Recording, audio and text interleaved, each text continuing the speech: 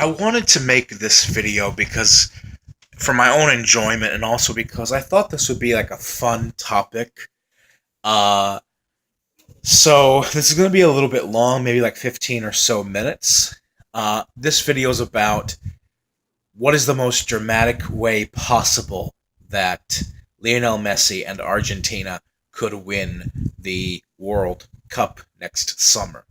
And I'm rolling with Argentina here because I think of all the big superpower names in world soccer, the team that could pull it off in the most dramatic way would be Argentina because you look at their status right now, they're not amongst the top 3 or 4 favorites, at least in my opinion, to win the World Cup.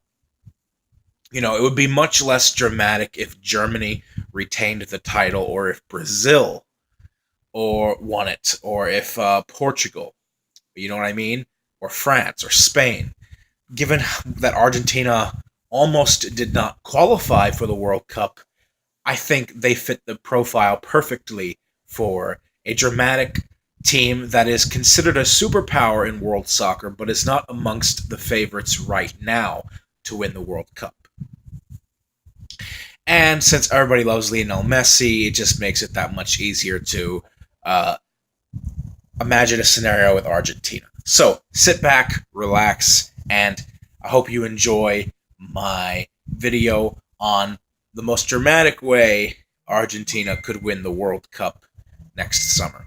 So, for the World Cup for Argentina, it starts off before the tournament starts. I'm going to set the scene for you guys now, okay? I'm going to set the scene. Semifinal around the first week of May, Champions League. Barcelona's in the semis. They play against another European club powerhouse superpower team, whether it's PSG or Real or Atletico, Manchester City, whatever.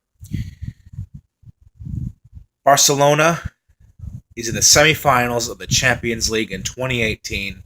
Lionel Messi goes down injured. Now, it's not a bad injury. It's one that makes people turn heads here and there, but it's not a very bad injury.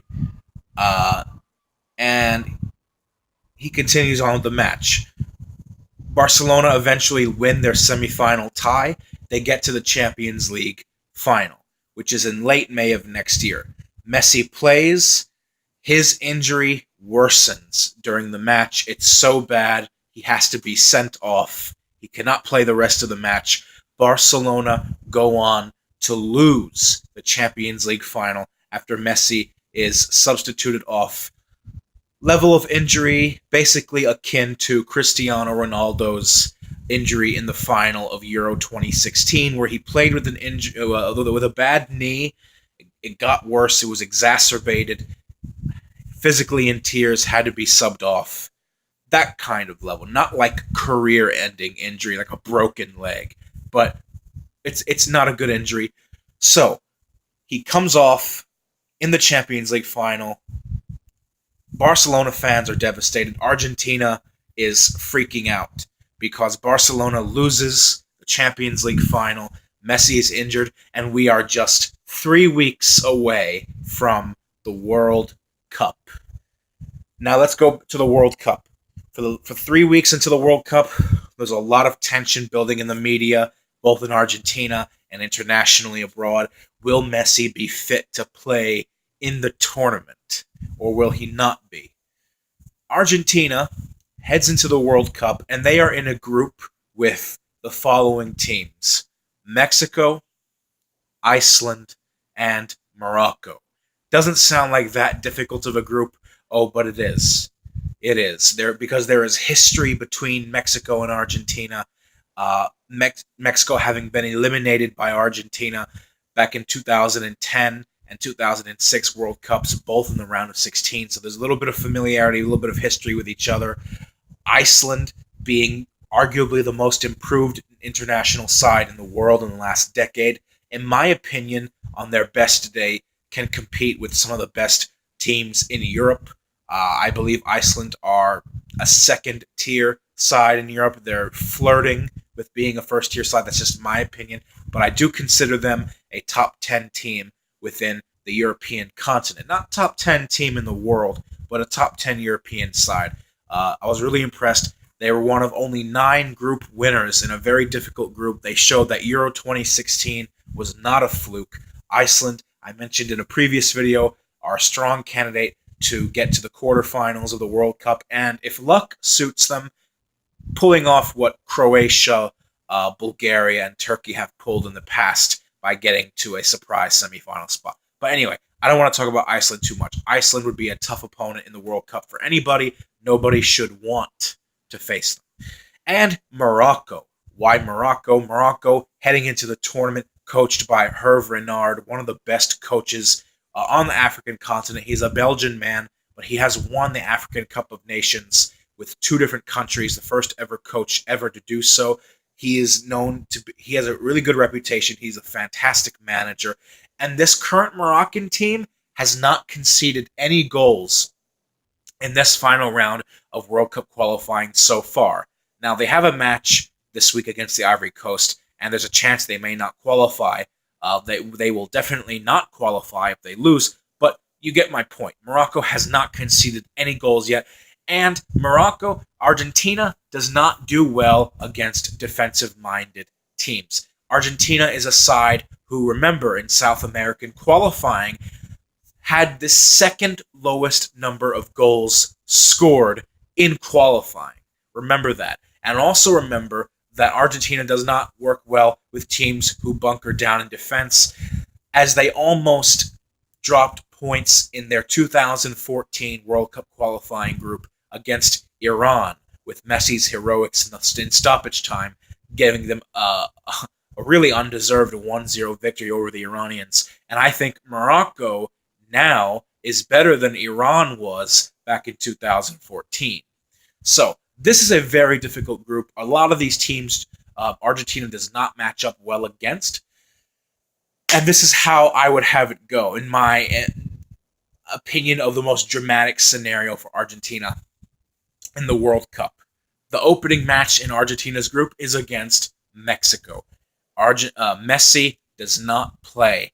He is not in the starting lineup. He does not come on as a substitute. He is still too injured. He's been named to the roster for the World Cup, but he does not star. Argentina versus Mexico, what happens? Argentina, they start off pretty brightly. First half, they're the dominant team. They score a goal through Sergio Aguero, who himself went through a little bit of an injury, but he's now back. He scores.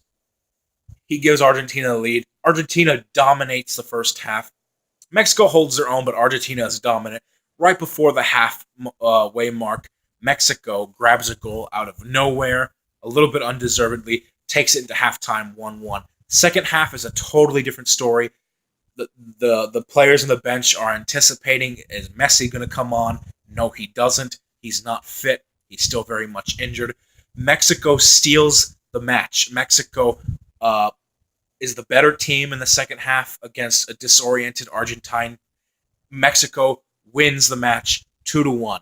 They come back to win 2-1. Argentina loses the opening match in their group at the World Cup. Fast forward a few days later, or a week or so later, Argentina's next match is against Iceland.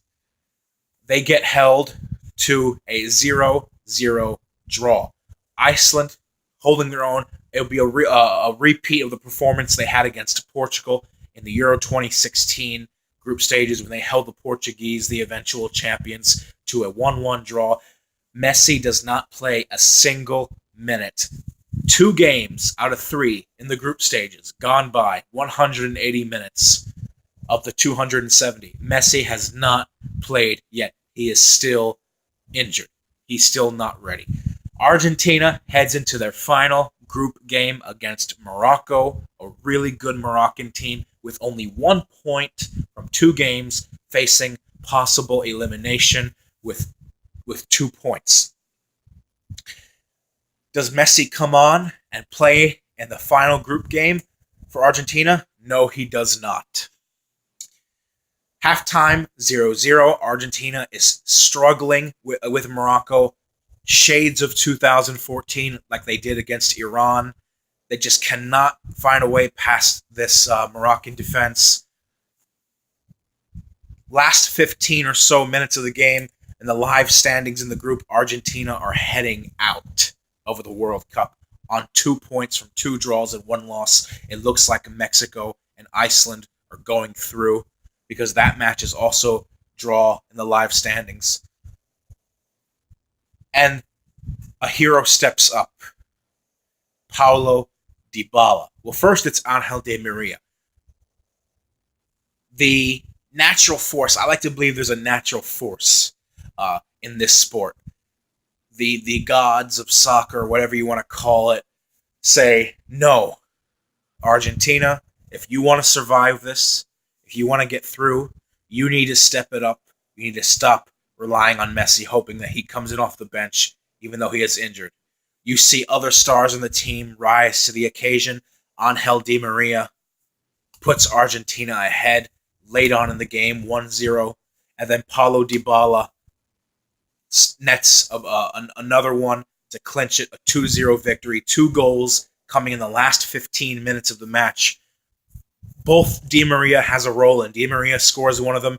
Di Maria assists the other one to Paulo Dybala. Argentina nick it 2-0.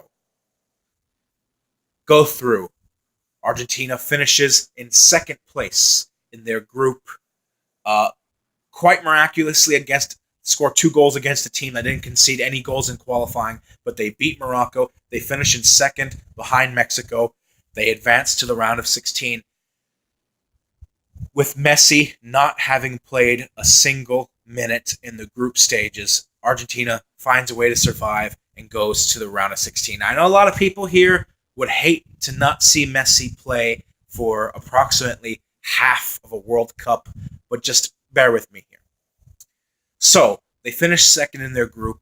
They go into the round of 16, and since they finished second in their group, who do you expect them to play? You expect them to play a big powerhouse team that finished first in their group. Is it Germany? Is it Spain? No. It is Japan. Surprise tournament performers, Japan, have won their group. I was really impressed with Japan in qualifying. I think this would be a tough matchup for Argentina. Round of 16, do not take things for granted. Argentina versus a surprise package Japanese team that is very clinical and deadly on the wings. Argentina puts on their best performance of the tournament so far. Messi finally comes on the field, but he comes on as a substitute. He's starting to feel better. He feels much better than he did at the start of the tournament. He's not 100%. He's about maybe 60 or 70% fit. He doesn't score any goals, but he plays a big role in assists to young and upcoming star Paulo Dybala. Paulo Dybala scores a brace, and you can also have someone else on Argentina as well. I'm going to say Gonzalo Higuain. It's time for him to step up and actually contribute to stop choking for his country. So, Argentina beats Japan 3-1, I'll say. Let's say they score 2 goals, put on their best performance. Japan pulls one back, but then Argentina responds again to put it away 3-1. Messi doesn't score. He doesn't score, but he plays an integral part of the build-up plays to his team scoring, and he plays for about the second 45 minutes. Takes to the field for the first time in this 2018 World Cup. Argentina is going to the quarterfinals. Who do they play in the quarterfinals? None other than Cristiano Ronaldo's Portugal. That's right. And I'm going to be honest, Messi versus Ronaldo, given how Argentina has tended to struggle scoring goals in their form in qualifying, coming up against a proper European opposition in Portugal, and due to the fact that Portugal sometimes plays really boring football, this match is an absolute snoozer. It is a boring affair. It is tight. It is tough. It is gritty.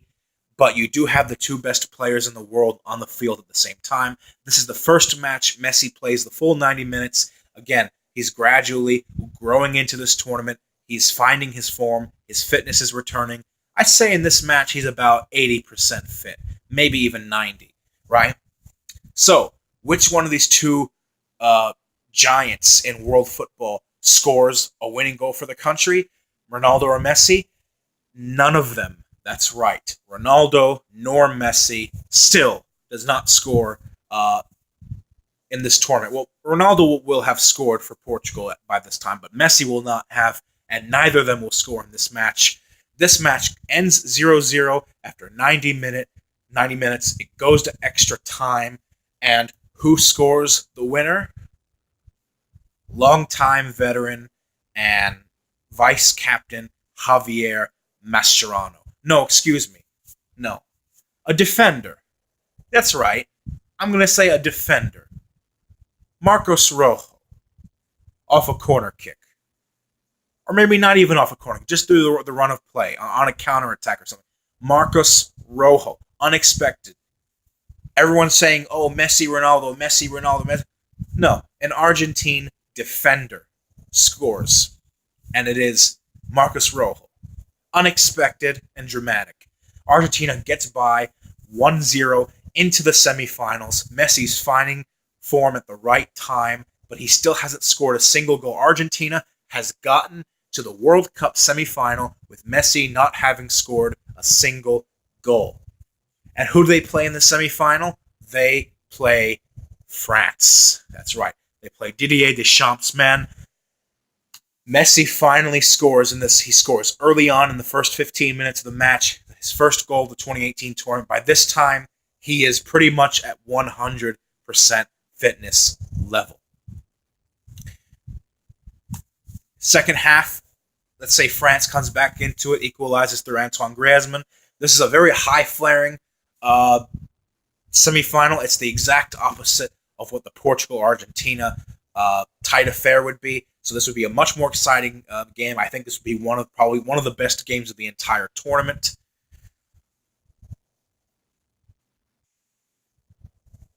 This looks like it's going to head to extra time at 1-1, but Sergio Aguero goes down in the box. It's a penalty awarded to Argentina in the 85th minute. And who steps up to take it? Is it Messi? No, it is Vice Captain Javier Mascherano, veteran of this squad who has been around for longer than Lionel Messi has. He's been around the Argentine national side for well over 15 years. He puts his country into the World Cup final by converting from the spot kick, takes Argentina into the final of the World Cup. Messi does score one goal in this match, but Javier Mascherano scores as well to win the match 2-1 for Argentina in 90 minutes to take them to the World Cup final. Who do they play in the World Cup final? You already know who they play. They play Brazil. These two teams that have had an almost 100-year rivalry have never met each other in a World Cup final before. Imagine that. We're finally going to get in Russia, all the way up north in Moscow, in the mild temperatures in the summer, an all-South American final, Brazil versus Argentina. How does this roll down? This happens the same exact way as Argentina's last qualifying game against Ecuador. Argentina concedes early within the first 5 minutes, maybe even arguably the first 1 or 2 minutes. It is the fastest goal ever scored in a World Cup final. Neymar puts Brazil ahead, and they completely dominate the first half. Brazil. Argentina's on the back foot. They are very, very fortunate to head into halftime down only 1-0. They should be down 2 or 3-0 at the halftime because Brazil has just been spanking them all over the place. They go into halftime. Halftime, locker room talk, prep talk. Argentine team gets fired up. Lionel Messi turns on a completely different gear. He comes out in the second half like a madman on a mission, and the rest of his team step it up too, and they are right behind him.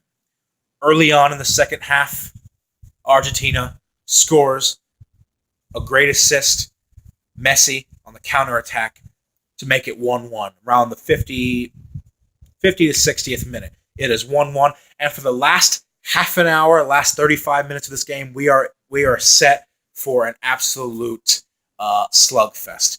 It is back and forth, really physical game, great chances on both sides. Brazil and Argentina each strike the post twice. That's right. They strike the post twice each. Nobody could find the back of the net. It is one of the most intense final 30 minutes of any World Cup game of all time. Still tied at 1-1. Argentina gets an indirect free kick from outside, from 30 yards out. Who steps up to take it? Yes, it is Messi. Messi takes the kick, hits the crossbar, goes straight down at a slight diagonal, and there's controversy. No one celebrates the goal. Referees look at the goal line technology. It has crossed the line, and Argentina is awarded the goal. It is a goal. We have that technology now. Thank God for goal line technology. 2-1 to Argentina. They hold on. They see the game, the rest of the game, the way through. Argentina wins the World Cup against Brazil 2-1. And it is in the exact opposite fashion of Diego Maradona's Hand of God goal, where it was a goal that was illegitimate, but it was allowed because we didn't have the technology back then. We didn't have like high quality video replays and goal line technology, but now we do, and it did cross the line. It is a goal. Sends Argentina into raptures. Argentina wins the World Cup after 32 years. And Messi finally wins it for his country. But it's not just Messi who wins it. It is Argentina who wins this World Cup. So leave a comment below, like, subscribe. This is just something for fun that I wanted to make. So I hope you guys enjoy it. I'll see you guys later on. Till then, have a good night. Much love. And peace out.